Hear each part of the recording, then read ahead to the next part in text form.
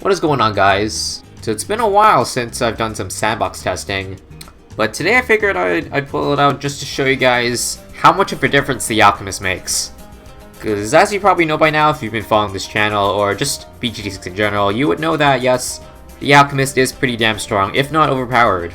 More specifically, I mean the top path, you know, the one that makes your tower stronger by giving them buffs. Because if you've been following along, you probably know that that top path Alchemist has been pretty much my bread and butter for, I don't know, a lot of strategies for hard maps. Basically anything that involves a challenge almost always includes the Alchemist. So yeah, let's hop right into it, just in advance. I'm just gonna basically try every single tower and see what exactly is the Alchemist best at buffing at.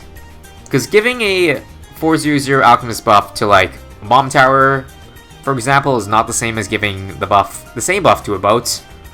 Because with the way the Alchemist works, the boat will be much stronger. Because in short, the Alchemist basically buffs towers with like low popping power and lots of projectiles. But how much of a difference exactly? Well, we'll find out right now. I'm just going to go in order over here, so we'll just drop a quick little Dart Monkey over here. So for the purpose of this video, I'm probably only going to use the 400 Alchemist to buff every tower, just because there are like so many towers that we have in this game and upgrades that if I wanted to test with both of them, it would probably take a little too damn long. I don't want to make this like a 7-hour video. So with that said, let's get started. Also, one more thing to note, I'm only going to be testing popular towers. So no, I will not be testing tower combinations that nobody uses. So for example, a 102 Dart Monkey. Probably going to be limited to, you know, maybe 2 or 3 upgrades per tower. Or at least the common towers that everybody uses. So for example, triple shots. I know a lot of people use triple shots for Dart Monkeys. And well, basically to test, this is how we're going to do it. We're going to use this thing called the Invisible Bloon. Because you see right here beside the red balloon over here, you got this nice little dotted balloon. If you don't know what that is, then let me just tell you.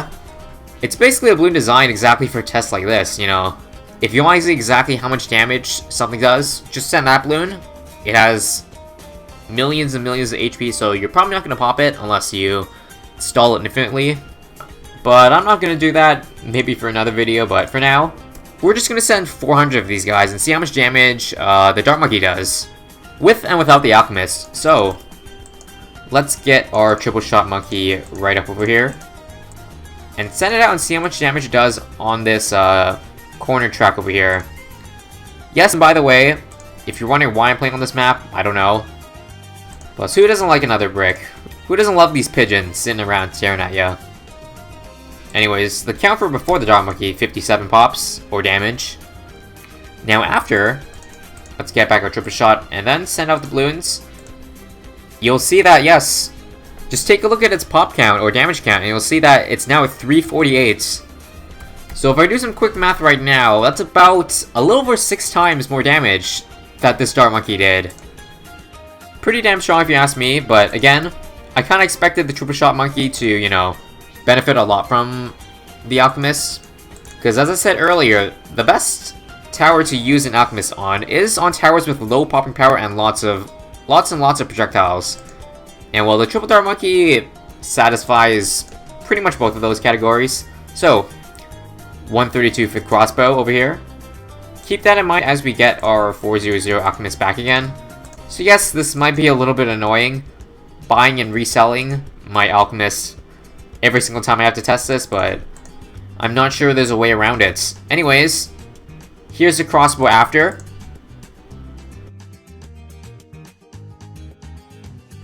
Folks, this is not scripted. Now for boomerangs. So boomerangs I don't use very much, but if I had to guess what a lot of people like to use, probably stick to my gut feeling and say a lot of people like to use the bio boomer, just because of how good it was in battles, at least BTD Flash. So actually, to make this a little bit less annoying for me, I'm just going to test all the boomerang towers before getting the Alchemist, and then all of them after the Alchemist, just so I buy and resell the Alchemist as little as I can. So 273, keep that in mind. Now, what's another tower that people like to use on the boomer? Well, I think it's pretty obvious. As I know a lot of people love this upgrade, while I personally don't. But let's try it anyways. Glaive Lord, yes, 5th tier is jumping over to the super high powered tier towers now. And we'll see that this guy, wow. I guess that's what happens when you have 400 hypercomp balloons together. We'll get back our Bio Boomer over here. And then send our invisible balloons. And how much damage does it do after? 922, so a little bit over 3 times the amounts before and after. Now for Glaive Lord, I have a feeling this won't do very well. And I think it's in a similar spot as before, so let's take a look. Yep, 65k. Not quite twice the amount, but if we're taking cost into perspective here, just take a look. Or think about it. Considering this tower costs like 40k, you get some pretty good value just by adding a 400 Alchemist tower.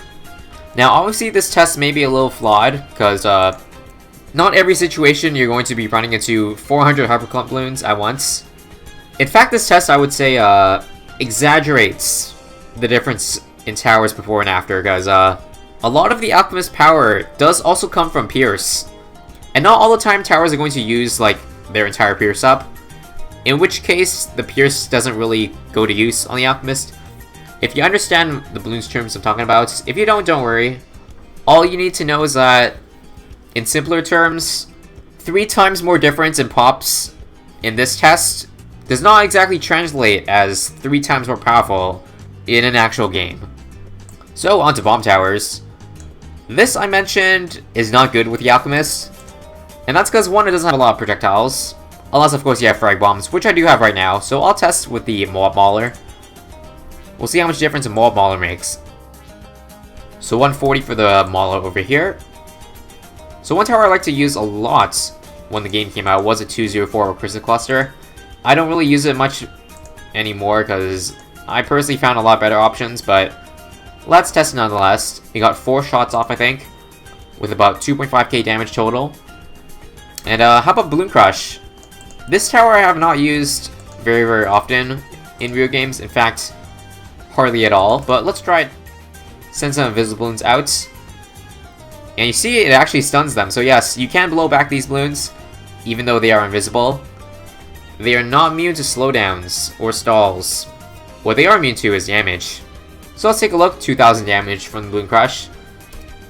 Anyways, get back our Alchemist over here. And how much damage does a Moab Mauler do now? Let's take a quick look. So yeah, as expected, not as big as a difference as you probably might have thought. A little bit less than 3 times. Now for Recursive Cluster. So before it was 2,500, how much does it do now? Probably a lot more than that, I hope. A little bit over half. So not bad, I guess. You see, the bomb tower will generally be around the 2 to 3 range. And for Balloon Crush, let's see. And yeah, just barely less than 2 times the amount from before. So that's the bomb tower, folks.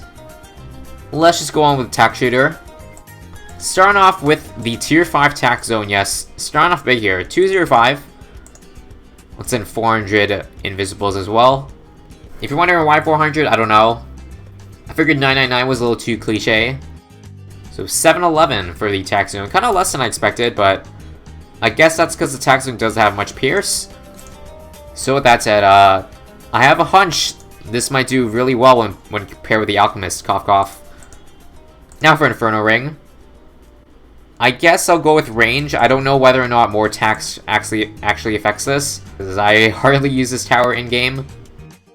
But yeah, take a look. 6,000 damage. Again, the results of this may be skewed, because I'm only testing this for Hyperclump Balloons, not Space Balloons. So if you're surprised that the Tac Zone did so bad and the Inferno Zone did so good, don't. And prepare to be shocked as we take a look at how much damage this Tac Zone has after the Balloons pass. 2472. Actually not as big as the difference as I thought it would be, but it looks to be around 3.5 times, going off mental math over here. Now, as for Inferno Ring, let's take a look. 14.7k, a little bit over 2. So not even this was too bad. But let's keep on going here with the Ice Tower. What do a lot of people like to use on the Ice Tower? I have no idea. Let's try a low-level Ice Tower. I see a lot of people like to go for like a 0-2-2 Ice Tower, for example, so let's try that. See, he actually freezes some of the invisible balloons over here. Folks, it looks to be infinitely stalling this balloon, so what do we do? I'm not sure we can quite test this. It's doing 40 damage per freeze. Actually, we can take a look at it this way. Okay. It's doing 40 damage every time it freezes. Probably because there's 40 balloons here, but let's take a look at how much damage it does when we add a 400 Alchemist on top. 80 damage. And the reason for that is pretty much the fact that the Alchemist gives every tower +1 damage, aka +1 layer per pop. So 1 times 2 equals 2. Simple math. Now what's another upgrade a lot of people like to use? Ice Impale. Sure, we can try that.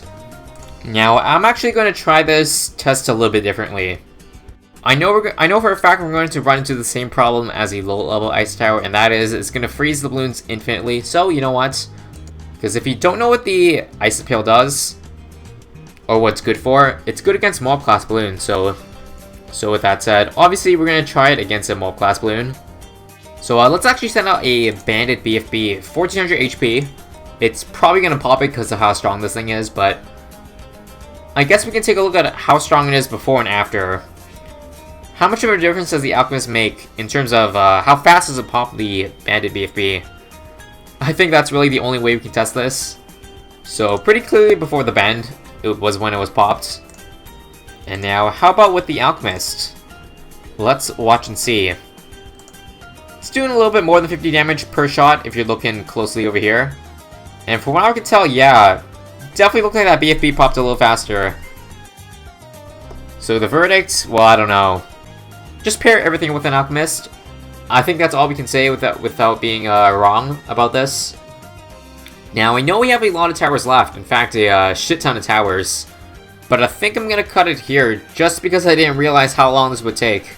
And I don't want to drag this on for too long. So, I think I'm going to leave the rest of the towers for another video if you want to see that. So, if you do want to see that, do let me know. And if you want me to actually test it without using the invisible balloon, maybe in like a legit situation for like certain rounds or certain types of balloons, because I guess seeing the invisible balloon all the time gets a little bit boring. So I can totally switch it up if you want. But I think for now that's gonna do it for this episode of Bloons TD 6 Science TM. I'll see you guys in the next one.